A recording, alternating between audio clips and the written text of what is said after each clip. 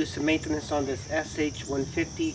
We're going to be removing the coolant because the bike tends to get a little bit too hot for my liking, so I want to make sure that I bleed the system. So let's go ahead and get started.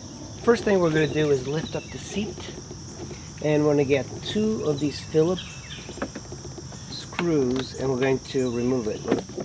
Screws right here.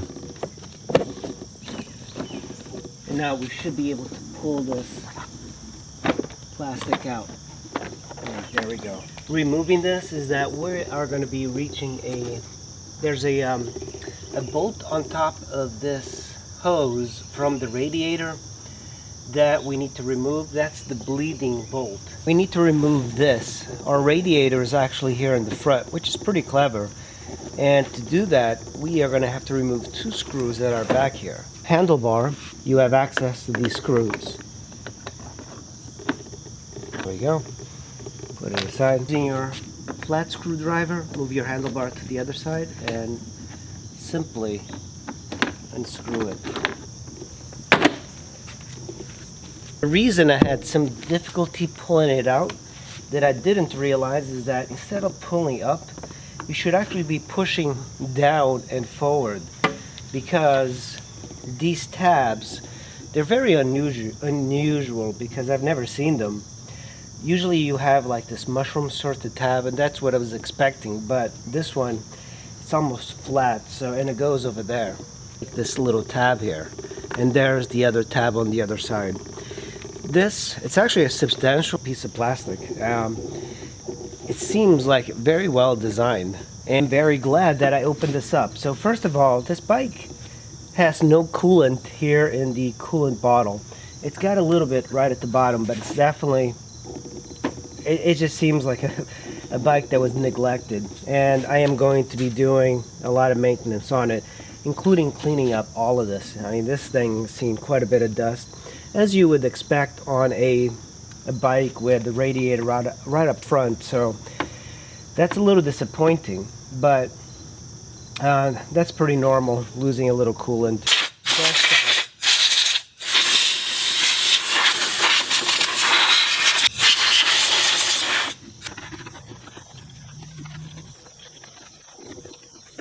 Here is your fuses.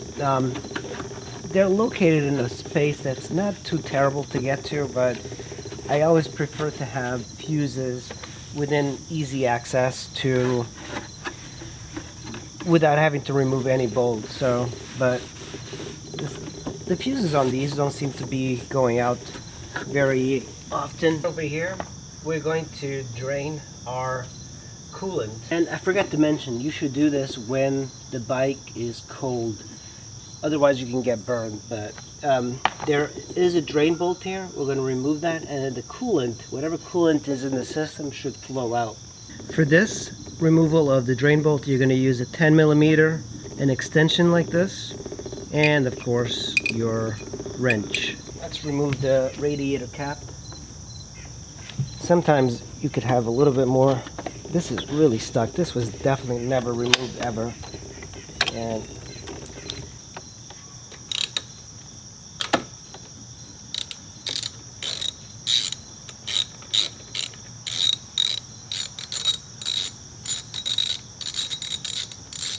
there we go. There goes some of that fluid, and you can see this is not very much fluid, and this is one of the reasons it seemed to be overheating.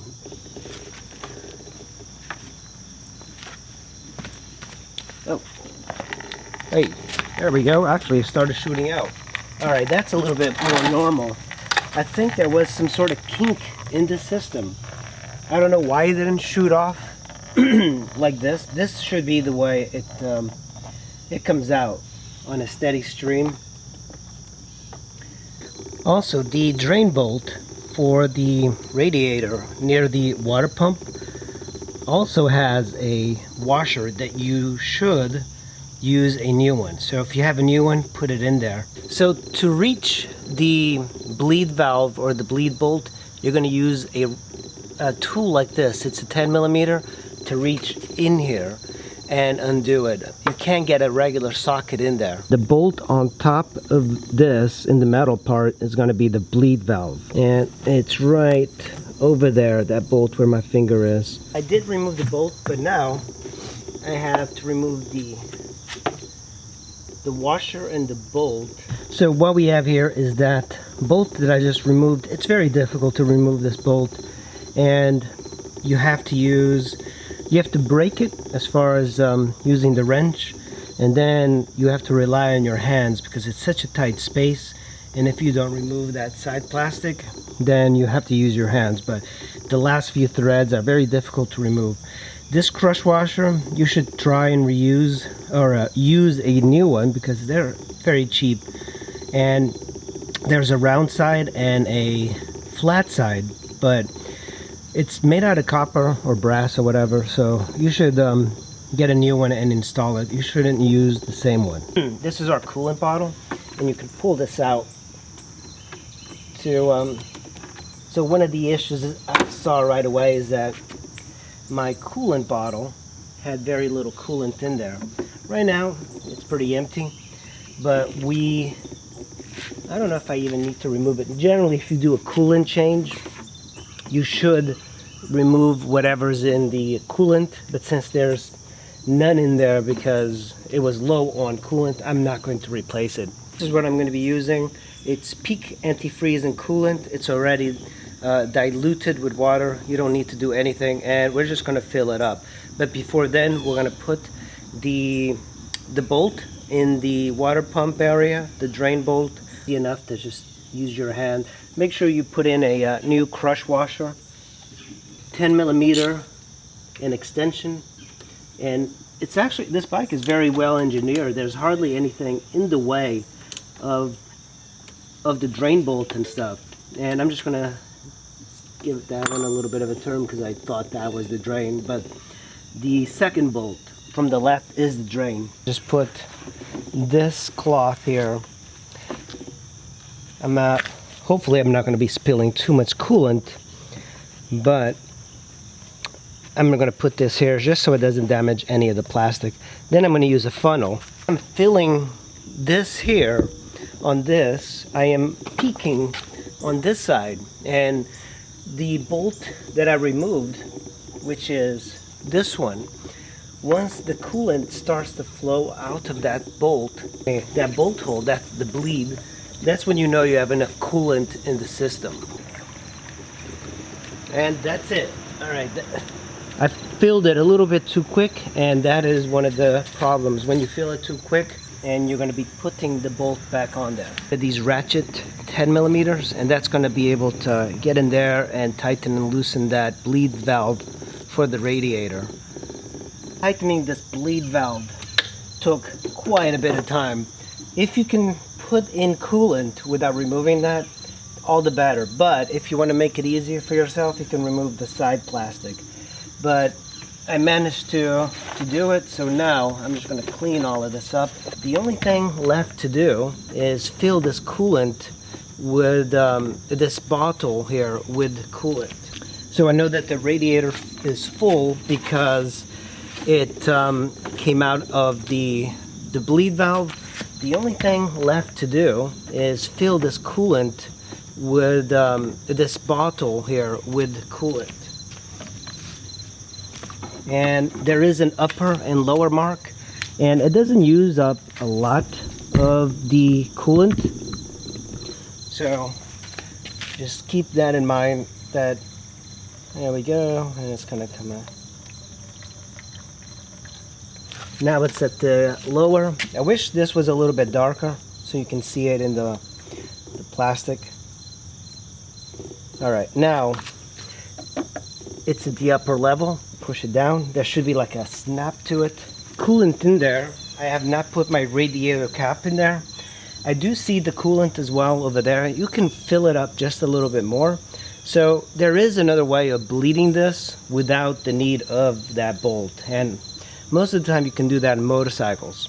So I'm going to bleed it anyway, and the way I'm going to do it is leave the coolant cap off, and I'm going to turn on the bike. So that is one thing that you can do without removing that that little piece. I'm just going to add a little bit more coolant because I want it to come to the top so I can see the air bubbles kind of coming out.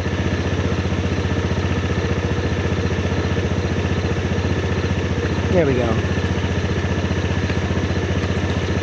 Running the bike, if there's any bubbles, any air bubbles in the system, they're going to be coming out and they're going to be blowing up here. Pay attention to the temperature. There's no air bubbles coming out. Wait until there's no air bubbles. See, there's one popping. Usually when the bike starts to get hot, that's what happens. You can see the temperature is climbing up a little bit. The things that will happen is that as it heats up, you really shouldn't fill the radiator up to this level. It should be just a little bit lower, but because I'm waiting for air bubbles and I wanted to show you what it looks like when air is escaping the radiator, I overfilled it just so you can see. You can see it's not rising up as much as before. Alright, while the bike is running, we're going to go ahead and install our radiator cap. We'll go into the bottom. Make sure it locks. It should be snapping. It's tight on there. I'm just going to wipe this out really quick. And we're pretty much done. Now we're just going to see if the engine temperature goes up. And if it doesn't, that means that we've had a successful coolant change. The fan is also not kicking in, so that means that it's not getting overly hot. Before, I was just riding around the city and it would kick in, and so far it has not kicked in at all. I have to make sure that and it locks into place. So putting it on, remember when you're pulling it out, push it down and forward instead of up.